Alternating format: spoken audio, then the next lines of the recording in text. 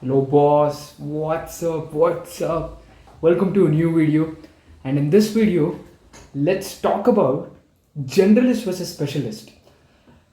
Very interesting topic because I'm sure you would have like probably come across this topic, or you would be having this doubt in your mind if you want to be a generalist or should you be a specialist, right? In today's world, like especially things changing very rapidly. I would like to give you a small anecdote from my life, right? So it was the first year of my engineering, and I had started a digital marketing agency with my friend. So things were going great. We had like a couple of clients, and we were generating some good revenue. And right then we even had lockdown, so I had a lot of time to focus on my company. So all this was going great, but then I entered my second year, and now I was introduced to this core field wherein all these core subjects, right? So I studied computer science engineering, and I was introduced to all these like core subjects. For example, data structures and algorithms, or artificial intelligence, machine learning, web development. And now I had a challenge. Now I had a challenge because uh, yeah I was unable to devote my time between both digital marketing and all these technical topics. And I realized that I wasn't excelling completely in both of these fields because, see, that's the thing, right? So you have 100% of potential to excel in one field, but you're not, and you know that. So I did not want that feeling, because that's a very bad feeling to have, right? Knowing that you have certain potential and you're not utilizing that completely. So that's not a good way to lead life, right? At least that's what I think. So what did I do? So naturally, uh, after a heavy heart, and after going through a lot of back and forth within myself in my mind, so I made a decision that I'll slowly reduce my client base and concentrate more on technical stuff, because engineering was a 4 year journey, right? So I have to lay, and I was interested in the technical side too.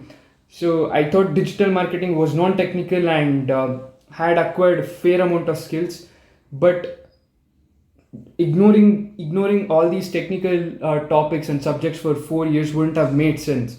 So, and it's very tough, man, juggling between college and your business. So what did I do? I decided that no, I'll dedicate my time just to technical stuffs, and I slowly reduced my client base. And then I even started freelancing for some time. And that's how I slowly reduced my client base too. And then I zeroed in on this option that I just focus on technical topics for now, and just study my engineering topics for now for 4 years, and then probably tinker around with these non-technical topics, right? So now since I've made that decision of eliminating digital marketing and just focusing on technical stuff, I was faced with one more challenge. In technical stuffs too, you have many topics like web dev, artificial intelligence, machine learning, android app development, and the blockchain, web3. Many topics, man. So I was again faced by this challenge: which topic do I start from? Because again, you have like all these fields, right? They're like a huge ocean in themselves. So I again did not want to like probably distract myself from learning too many things, is what I thought initially. So what did I do? I thought, no, I'll learn everything. I'll learn everything. Very smart decision from my end. So in my second year, I made this proper timetable wherein I used to focus. I had written that I'll focus. Say today is Monday, right? So on Monday I'll focus 2 hours on data structures and algorithms, 1 hour on web development, and 1 hour on artificial intelligence. And on Tuesday I'll focus 2 hours on data structures, algorithms, 1 hour on blockchain, and 1 hour on Android app development. And on Wednesday, I'll repeat the same thing as I did on Monday. And on Thursday, I'll repeat the same thing as I did on Tuesday. So that was my plan initially. But I was following this plan for like 3 or 4 months, and then I realized that I'm still not getting good at anything, because you see the problem, right? So I work on web development on Monday, and I'm actually interacting with that subject only on Wednesday. So I'm losing that 1 or 2 days again. I've lost that touch, and there is that lack of continuity, is what I felt. And the learning pace was also very slow because you're exposed to that particular technology once or twice or thrice a week, that's it, and count all the other events that suddenly arrive in your life. So yeah, there was progress, no doubt about it, but the progress wasn't exponential, I would say. I felt the pace was very slow. So what did I do then? Then I stumbled across many videos, and people actually told that some good like YouTubers who are credible, right? They actually told that it's better to concentrate on one niche first, and or one field first, develop yourself in a very good way and be a master in that particular field, and then focus on other domains, right? And now again I was faced by this challenge on what do I focus on right now, because I had been like working on all these domains. Finally, after a lot of back and forth within myself, I decided that I'll proceed with the web development because uh, compared to all the experiences, right? So probably learning experience of all the other fields, I'd spent a bit longer time in web development, more so because even during my digital marketing, I was tinkering around with WordPress, and yeah, naturally spent some more time in web development.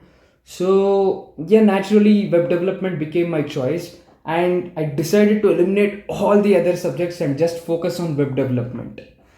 That was I would say a very hard decision, because you see people around you, right? So they're doing 2 or 3 fields, they're learning 2 or 3 fields, and you are just fixated upon this one field. And yeah, that was a very tough decision, because yeah, of the same reason. And one thing that actually helped me a lot was these words from Sandeep Maheshwari, wherein he told this in the context of business, okay, wherein it's very important to tell no to things rather than yes to everything.